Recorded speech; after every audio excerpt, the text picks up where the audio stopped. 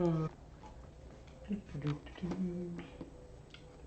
Many people subscribe to your shit. You gonna tell you? Oh, you do that. Tell your people to subscribe to my shit. Hmm. I said, tell your people to subscribe to my shit. Did I spell your name correctly? Yeah. I literally. Yes. And what are we talking about? It's like, Honesty. Yes. Having an honest conversation about honesty.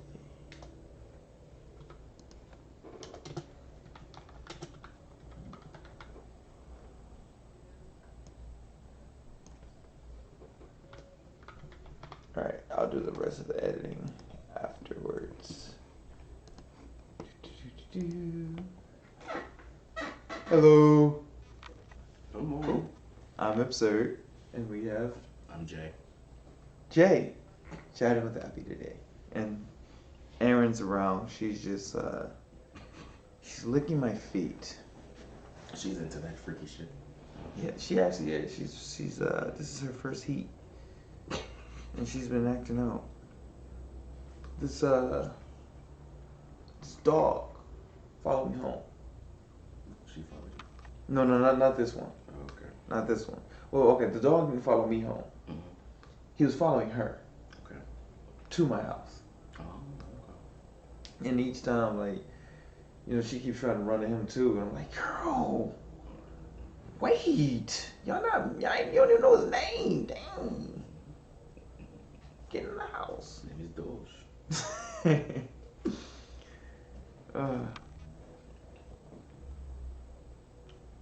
Yeah. It's been a learning experience. But her being he is the reason I'm wearing red shorts. It's my first time having a lap dog in heat. So it's like, oh, you just ruined my pants. Excellent. You don't put diapers on her? See, I didn't know about things like that. Oh, I found out about that recently. My coworker is like, oh, she got a dog and you gotta put diapers on her. I was like, oh, well, fuck. Oh, I would have given her some diapers or some doggy tampons. I don't know if the doggy tampons work. Oh, you know what? Then I again, just I don't really know if you want to shove anything up there like that. yeah, I just thought about how tampons work. Mm. Doggy pads. I mean, I don't really think there's nothing to keep them on her ass. They just float there. Like that's how women do it. No. Women just use magic. No. And then the you pad. take the underwear, and then, you know, bitches with wings, and the wings fold over. They have wings. They fly. They hover themselves. The vaginas do not hover themselves. Not the vaginas. The pads have the wings. Yes, and they fold on Yes, the panties. Like what's the thing that barnacle? So you think the tampon or the Not the the pad? tampon. You think the pad is a barnacle, so it just glues to her vagina. Yeah, it's like a nice hug. And that's really nice. And then as they lead into it, it's like eating. You're getting full. It's eating and getting full. Yeah. But I think it's gonna be stuck to their vagina, and how they're gonna remove it from their vagina? It's like an unwanted waxing that they didn't ask for. But I mean, a waxing is a waxing. But all women don't want to be waxed. Are the same women using pads the same women that's waxing? I can't speak for all women. So I Me don't have a neither. vagina, so I don't really know what I prefer. I don't know if I have a vagina or not. I haven't found it if I did. Some hoes use women. I call everybody hoes. It's a general statement I use. So men, whatever, all my friends, they're all hoes. I just want to clarify that nobody knows me all like that yet. Dixie cups. They use Dixie cups. Diva cups. Oh, okay. Okay, because those, oof. Yeah. I'm like, Dixie cups. This is a new one. You and me too. Shit. Well, shit. Once again, I don't have a vagina, so I'm just shove up a segment. Yeah. So, I'm in a bunch of groups. Okay. And I don't just mean like Facebook groups, social circles. Okay. Yeah. And Are you planning anarchy or something? no. Okay. I'm just apparently showing people something they don't see that often. Like, I don't want to do it on camera, but that's something I'm gonna have to take care of. All right, I don't want these on my face right now.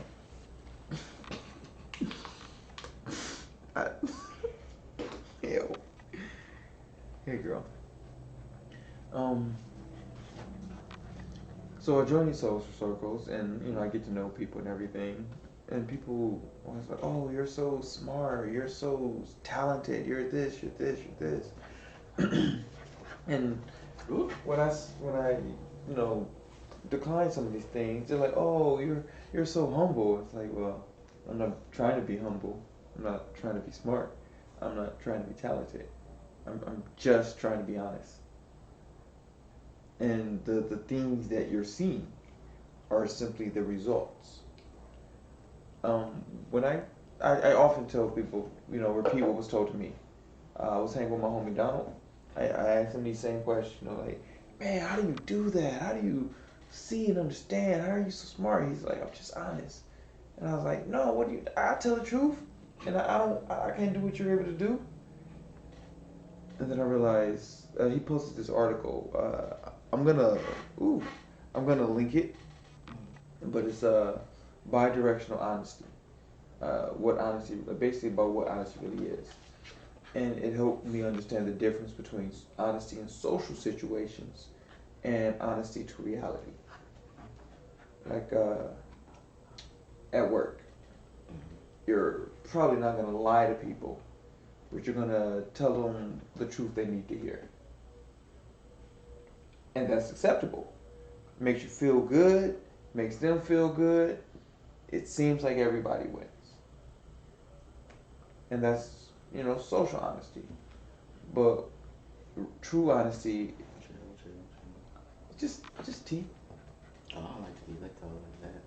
Oh, she's gonna like lick your face and stuff, Just I'm okay. I don't need to be wet. you can tongue kiss my dog because I don't. I'm good. That's what the other dog is here for. Dog can be a lesbian. Oh, she wants you to rub her. I don't know what you want, but I don't want to be licked. That's why she keeps like hitting your hand. Honestly, I don't know. You're not rubbing her where she wants to be rubbed. Where you want to be rubbed? So she wants to move your hand to where she wants it to be. Well, that's what you're for. She wanted you. Yes. Okay, yes. she's taking my hand. Mm-hmm. Okay, this. Yeah.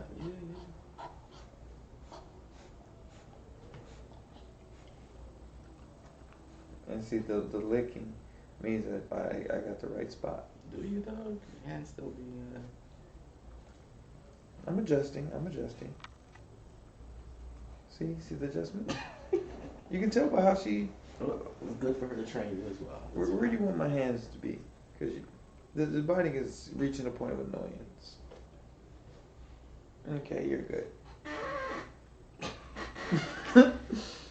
I don't want to keep getting bitten either. I understand that's how she communicates. I love her. It's just we put down. It's like, no. This dog is so adorable. She is decently adorable. Oh, you were in the picture. Yeah, there you go.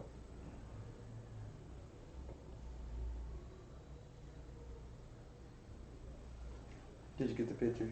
More or less. No, don't bite me. I don't want to play the mouth game. Believe it or not, that's one of my least favorite games. Oh yeah, so I read the article, and it's a lot. I had to read it a couple times, and not like back, like read it, come back a week later, read it, come back a week later, read some more. The first time I read it all the way through, and then I broke it up into chunks. But it goes deep in about honesty isn't just the good that we do to others and the bad that others do to us. It's the full scale of what we do to the world around us and the full scale of what our environment does to us. You got him to rub you. And so it made me see, like, sometimes I was being nice or I was doing like kind deeds so that I could feel good about it. Not so I could actually help people. Like I was looking for opportunities to help people. It's the best way to put that. I was looking for opportunities to help people so that I can, feel appreciated.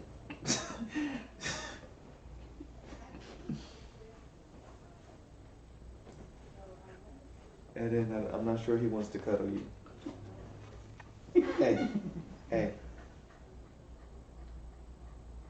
tranquila.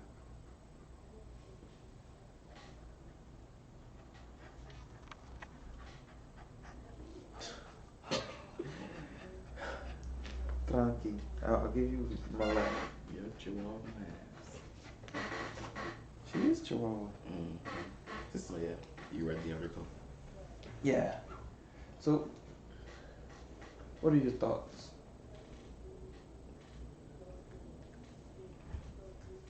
On honesty.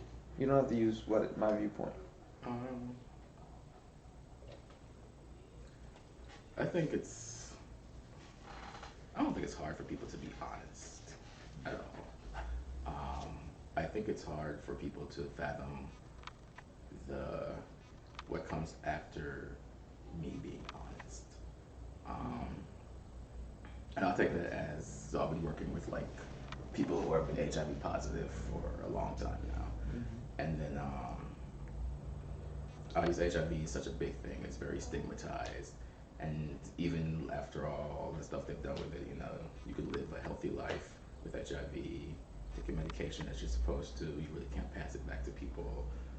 And now they have PrEP, which, if you want to have a relationship with somebody, they can take PrEP, which also protects you from HIV as well.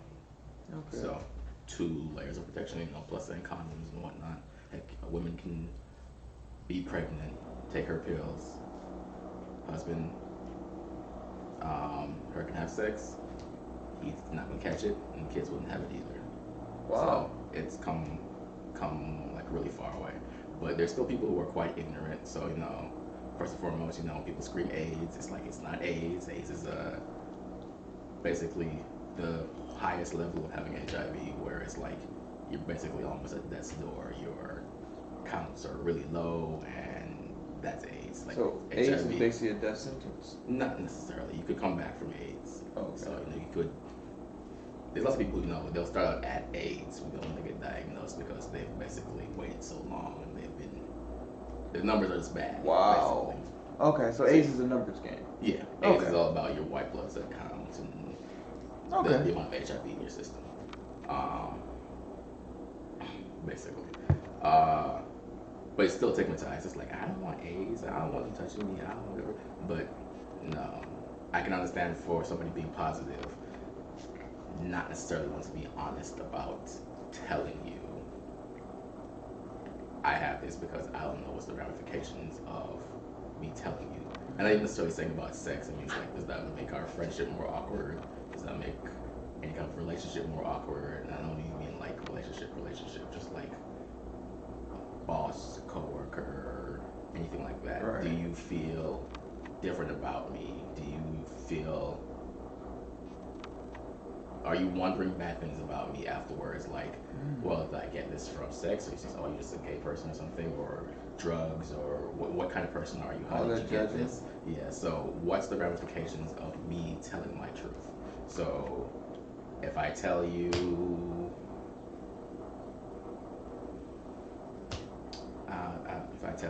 that, I don't know, I'm trying to think of something random besides the HIV. If I tell you, like, I'm not a dog person, there's a dog in front of me, well, are you judging me because I was like, okay, I don't like dogs? I'm sorry, I don't like that. That's never been me. Don't like that. I'm always not a dog person, I'm not a cat person. I'm not any kind of animal that's going to be in my face. So I could possibly do a bird, but are you judging me for that? It sounds like, from what you experience, and from your total experience, a major hindrance to honesty seems to be fear and uncertainty. I think that's probably the general consensus for a lot of people. Okay. So whether it's being like telling the truth or just withholding the truth. That actually matches what my brother Donald claims to see. He says that honesty is the individual effort to be in sync and tune into truth and reality. So honesty is like that effort. And so if someone's experiencing fear and uncertainty, they have two choices. They can, you know, cower away from it, or they can brave through it. Did you spill something? No, stop looking at my hands. No, she just wants to bond with you. Don't do it. Like, See how she puts her ears down so she looks cuter? So in her head, she doesn't think she doesn't know she looks cuter. She just knows that when she puts her ear down, I tend to react by rubbing her. don't do none of that, buddy. Don't do none of that. I don't play.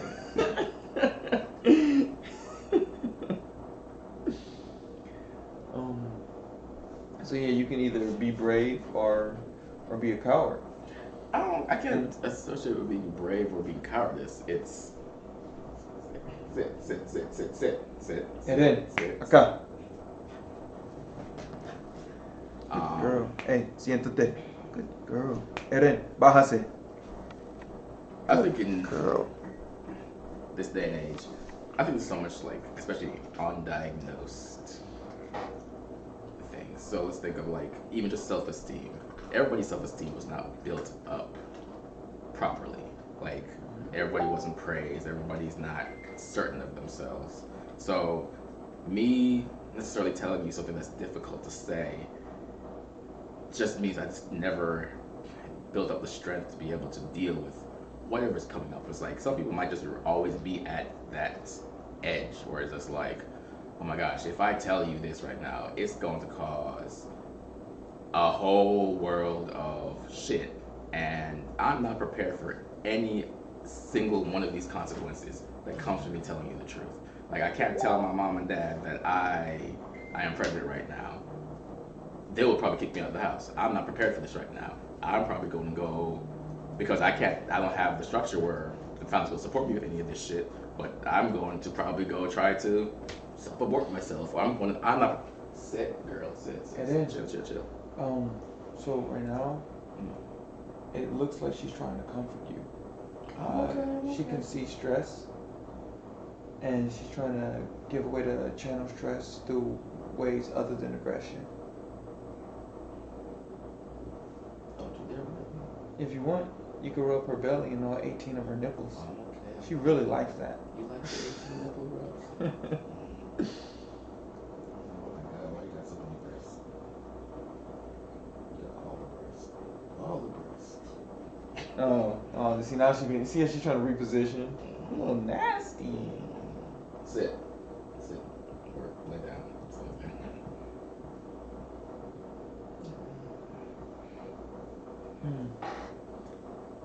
Man, a lot of what you're describing sounds like anxiety. You know, a lot of people probably have it. Oh yeah. Oh my goodness. I'm pretty sure a lot of people are anxious. I've only encountered a few people that didn't show clear signs of being preoccupied with the future. Yeah, I've only met a few people who weren't like preoccupied with the future. That's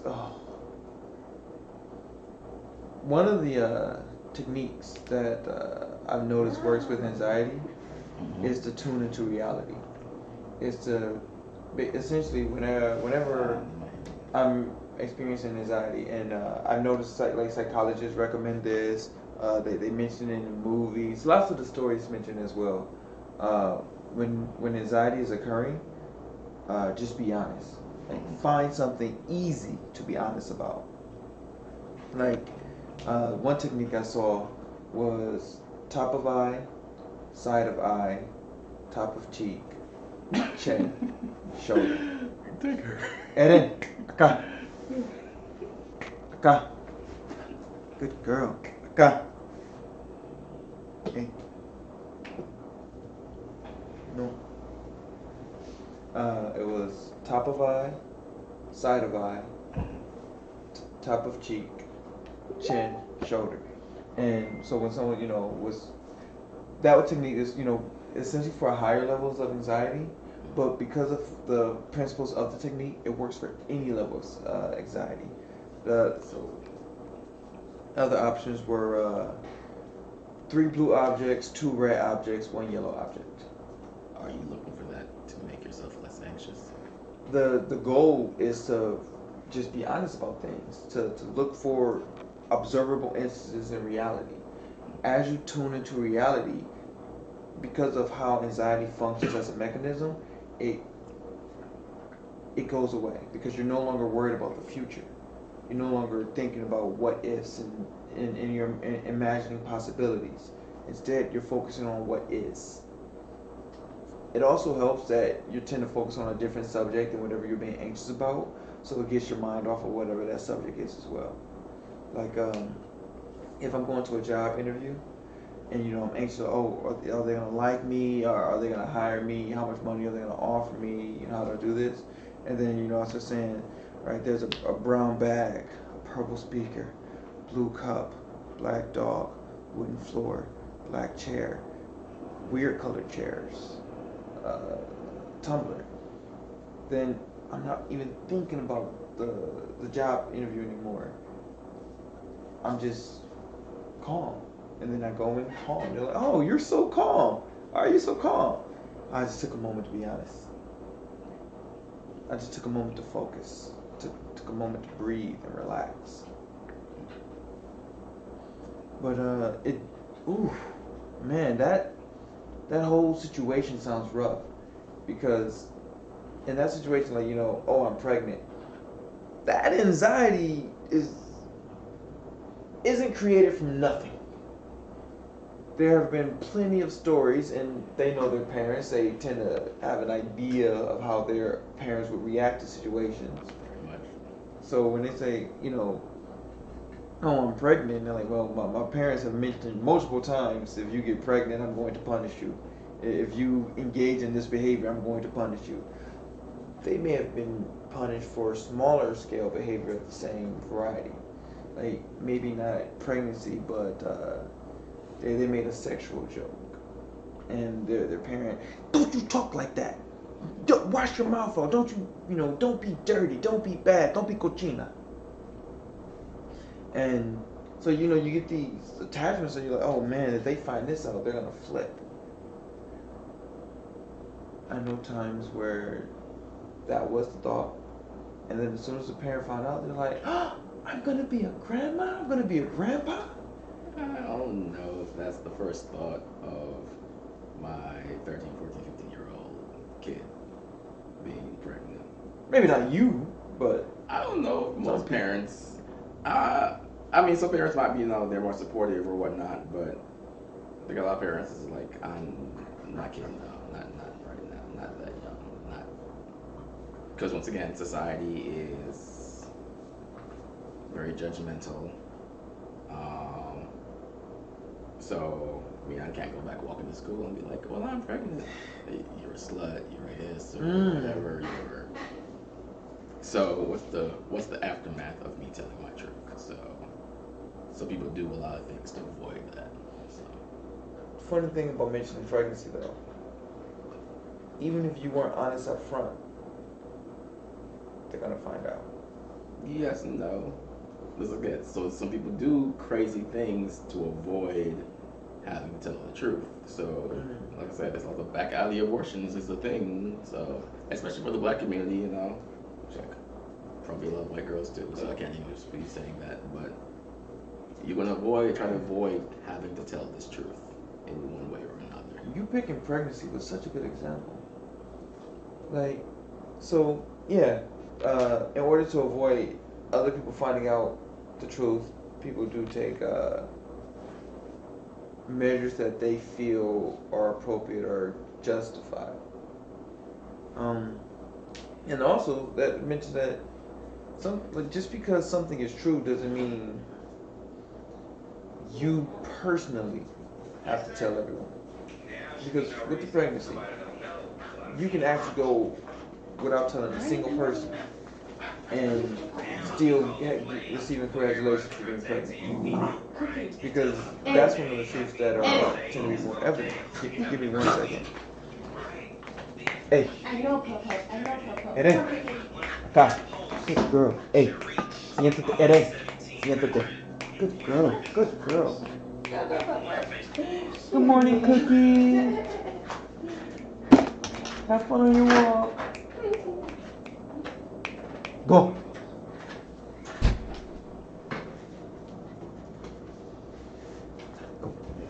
Go back down. Down. Eren. Acá. Acá. Good girl. Bájase. Si tú quieres, baja. Baja. No. Bájase. Bájase. Good girl. Good girl, Eddie. You're so smart. You're so smart. Yeah. Oh. Oh, wow. We've been talking for 25 minutes. Okay, that's good. This How is how long is your podcast usually? whatever. I have some over an hour, I have some 7 minutes. It's based on like the flow of the conversation. Like so as you're speaking, I'm understanding a lot of it in principles. My brother Donald sees in principles. Like his vision allows him to see principles. I can see some principles, like spirits. The spirits that I see, these are principal expressions of people. These are like the sources of potential energy. This is what I'm seeing because of however I was born. I didn't pick it. I didn't choose it. It's just What's here? yeah. I'm like, oh, why is this person glowing? Oh, that's what I was seeing when I was a kid. Like, I didn't know it as a kid, but as an adult, and I started to learn how shit works. Like, oh, so these are spirits. Okay, good to know. Okay. Okay. So as you're speaking, I'm getting images in my mind of what you're saying, but at the root of it. Like where you're saying how people are afraid of the effects of the truth. When you said that, that's where I saw the fear and uncertainty come in. And it's like, oh, okay, fear and uncertainty, by mechanism, it can lead to cowardice. Cowardice is essentially being afraid of reality. And because people are afraid of reality, they either retreat into their own inner story where they feel safe and comfortable, or they try to beat everything around them down until they're on top. Like, I want to win. In order to win, I need you beneath me because you're excelling. It's like, remember when you were talking about self-esteem and you said some people don't get glorified and edified, so they may develop low self-esteem.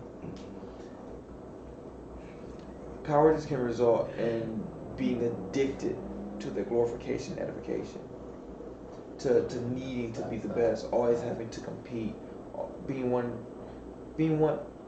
someone to worship you. Like, hey, listen, if you aren't worshiping me, I don't feel good. I need you to worship me so that I can feel comfortable with myself. And I'm gonna go ahead and talk about the black community right here because, well, that's where I've experienced it. Well, most of my experiences in, and just like this new wave going on, it pretends to be spirituality. It's like, awaken your spirit, awaken your chakras. Now, whatever path people take to awaken their spirituality, become more honest, I'm all for it. Alright. Ooh, girl, if you break that, listen, she owes you, not me. It's okay. I'm not her legally recognized parent, so I can't incur her debts. Okay. So like, if people use religion and it makes them, a better person. I'm using better in quotation marks, but a better person, use religion. If people use voodoo and it makes them a better person, use voodoo. If people want to work their bodies and push their bodies to the limits doing weightlifting, and it makes them a better person overall, I'm not here to stop you. But there's this thing that's pretending to be spirituality, pretending to say, hey, if you do this, you'll be a better person. But it's been weaponizing the ego. It's like, oh, you are divine, you are a king, you are a queen, you are a god, you are a goddess. All this edification, all this glory being thrown at people. And they take it, you know? They're like, oh, I'm a god? I should be worshipped and honored and respected. I'm a man.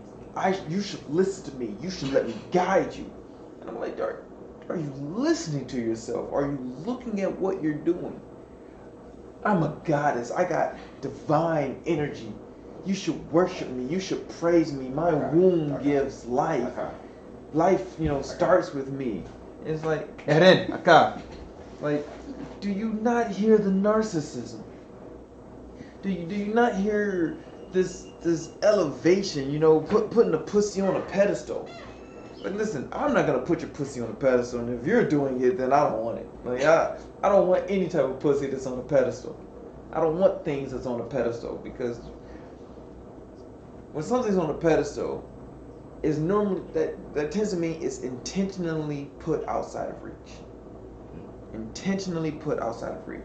So it means someone putting like the pussy on a pedestal, they're putting the pussy outside of reach, so that every time you make effort to progress toward it,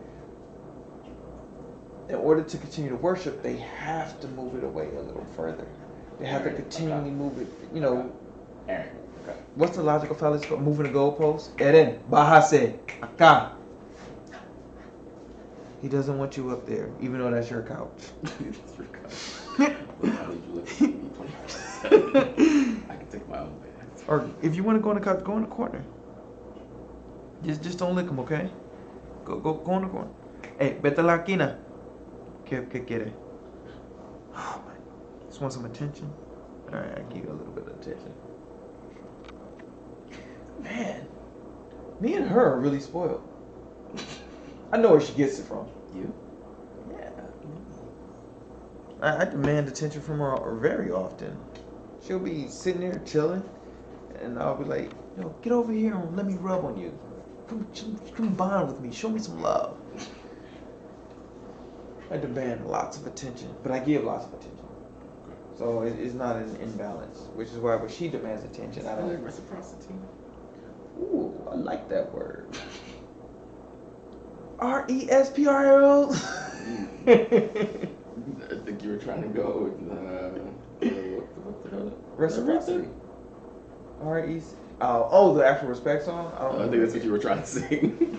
Oh, RECPIRO, Oh, man. Oh. Thank you for chatting with Abby today. And you. I want to talk to you. I want you to join a conversation. If we can't talk in person, talk in the comments. Hit me up on Facebook. I'm Absurd Charles. Hit me up on IG, ABSIRD1. Hit me up on Cashapp, ABSIRD. I'm Absurd. I'm Jordian. Just call me Jay. This is Chatting with Abby. Oh, did you have anything you wanted to say? Just to end. Bye, hoes. Oh, bye, hoes.